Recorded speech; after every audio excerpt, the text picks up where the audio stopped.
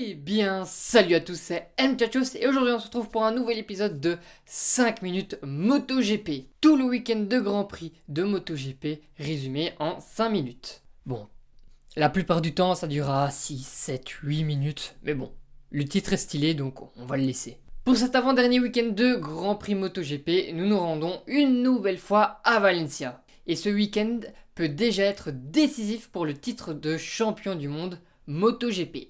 Effectivement, Joan Mir, qui est leader du championnat avec 37 points d'avance sur Fabio Quartararo et Alex Rins, doit au moins à la fin de ce week-end de Grand Prix avoir 26 points d'avance pour être sûr et certain d'être titré champion du monde MotoGP 2020. Et honnêtement, il y a d'énormes chances qu'il le fasse dès ce week-end.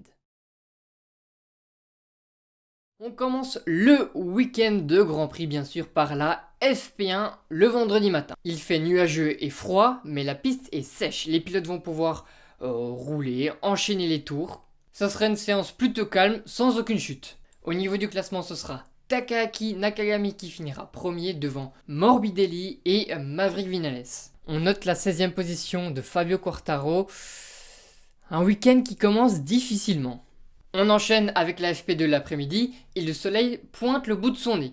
Les pilotes vont commencer à pousser un petit peu plus fort pour aller chercher un bon chrono et on y verra 3 chutes. Alex Marquez en début de séance et également en milieu de séance. Donc le pilote Honda tombera 2 fois sur la FP2. Et c'est Joan Mir, la 3e chute, qui tombera à 10 minutes de la fin au virage 4, un virage très piégeux puisque c'est un virage à droite et depuis le virage 12, les pilotes ne tournent plus à droite, donc le côté droit du pneu commence à se refroidir et dès qu'on attaque un petit peu trop fort ce virage 4, le pneu est trop froid et on perd l'avant et c'est ce qui est arrivé à Joan Mir. Au niveau du classement, c'est Jack Miller qui ira chercher la première place devant Takaaki Nakagami et Francesco Bagnaia. On commence cette journée du samedi avec bien sûr la FP3, une séance qui a été assez spéciale puisqu'en début de séance, les pilotes sont sortis avec les pneus mouillés mais ils sont très rapidement retournés au stand parce que la piste était suffisamment sèche et ils ont repassé les pneus secs. Malgré tout ça, on a dû attendre les 20 dernières minutes pour voir la totalité des pilotes sortir pour essayer d'aller chercher un meilleur chrono que ceux qu'ils ont fait hier le vendredi. En fin de séance, les pilotes vont réussir à améliorer leur chrono, mais c'est bien Franco Morbidelli qui va vraiment survoler cette séance en mettant quasiment 5 dixièmes à Jack Miller, 2e. Pour le reste du classement, vous l'avez juste là. Pour rappel, les 10 premiers de cette séance passent directement en Q2. Donc tous ceux à partir de la 11e place doivent passer par la Q1. Et notamment Fabio Quartararo, sa première Q1 de la saison. On passe très rapidement à la FP4. Cette séance est généralement calme puisque les pilotes font le maximum de tours, confirment leur setup et leurs pneus pour la course. Il n'y aura pas de chute et ce sera Alex Rins qui finira premier de cette séance. La Q1.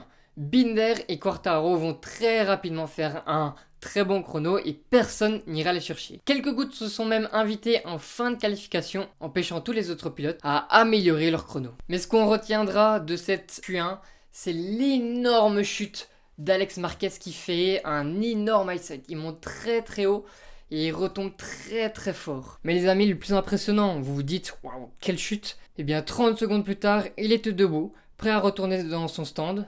Et quelques minutes plus tard, il a repris la piste. Des vrais guerriers, ils sont pas comme nous.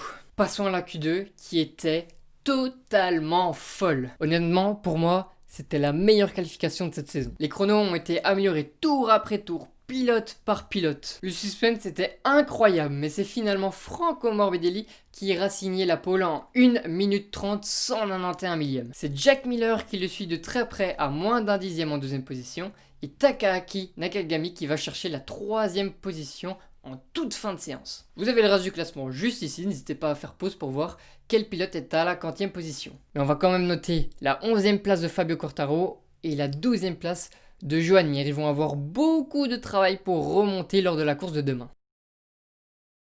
La course. Beaucoup seront déçus, d'autres seront contents, mais nous avons un nouveau champion du monde MotoGP. Mais parlons d'abord du départ, et dès le 2e virage, tout s'écroule pour Fabio Quartararo. Le pilote français arrive un petit peu trop vite, freine un petit peu trop tard, il est un petit peu coincé, il est obligé de relever un petit peu la moto, de sortir très large, même en dehors des limites de la piste, et il repart dernier de la course dès le deuxième virage, donc ça s'annonce déjà extrêmement compliqué. Mais malheureusement, ça ne s'arrête pas là.